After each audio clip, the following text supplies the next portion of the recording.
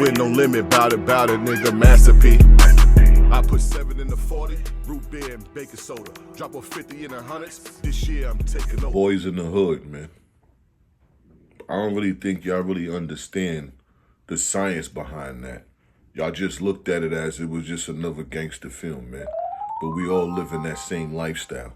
We all individually play a role from the movie Boys in the Hood. It's a lot of Doe Boys, it's a lot of Rickies, it's a lot of Treys, it's a lot of dudes from there that was in the red car. It's a lot going on. I gotta break this down for y'all who play the street life but really don't know the street life. Y'all going off of what TV showed you. It's not like that outside.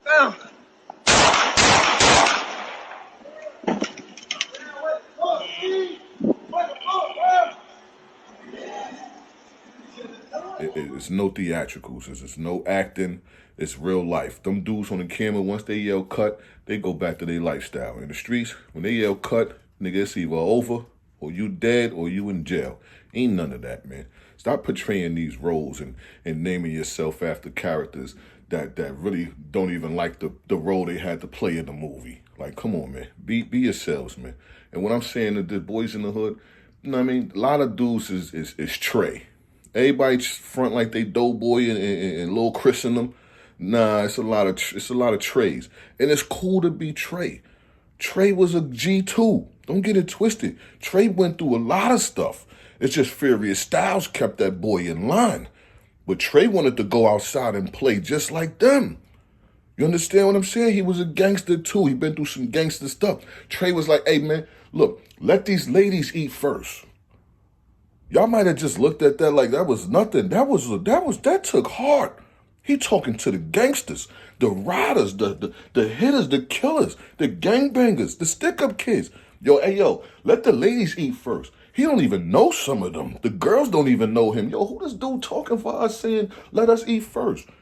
They loved him from that moment. Not only that, he been through more gangsters than that. He went outside, crossing the street to save the baby. Car slid up on him and threw the shotty at him. Yo, what up? Yeah, Mark, Buster, move. What?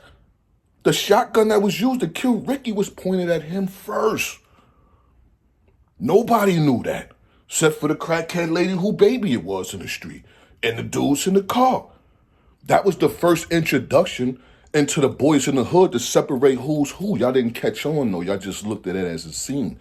No, that was a young individual going through some gangster stuff in life. You had a choice right there. You either retaliated what just happened to you or you learn from that and move on. And Trey learned from that and he moved on. But he understood what it was with that red car. The same shotgun that got used to kill Ricky was pointed at Trey first. That's why when they went outside, chilling and all that, and Ricky caught the little moment with them and had the beef and slid off and Doe Boy saved the situation, Ricky looking at it like, my brother a gangster. We all got people like that in the streets. That the brother is cool, go to school, but you got real gangsters in his family. His cousins, his brothers, do whatever. So on, go on. This is real life, but it's the Boys in the Hood. So Ricky didn't look at it as a serious situation. But Trey always did because he know that's the same dude who pointed a shotgun at me from the red car. But Ricky don't know that.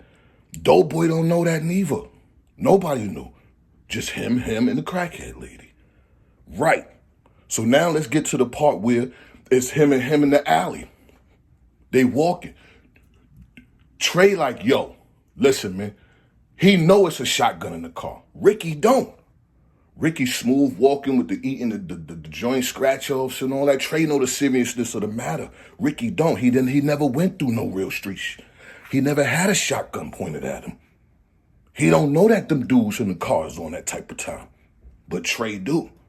So it's cool to be a Trey. That's why Trey was like, yo, let's get about this alley. Yo, Ricky, we got to split. I'm going to go this way. You go that way. Trey expeditiously trying to get through the alley. He looked back. He looked at Ricky walking, eating, scratching. He don't know the realness of the situation. So they killed him.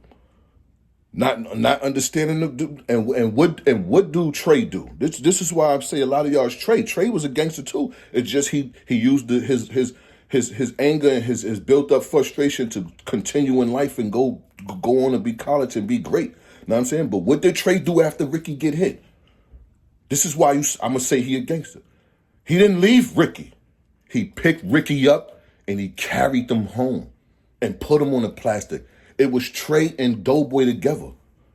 So he been traumatized for life. There's a lot of us out here that been traumatized, that never been into no real stuff, but been through some real stuff like that.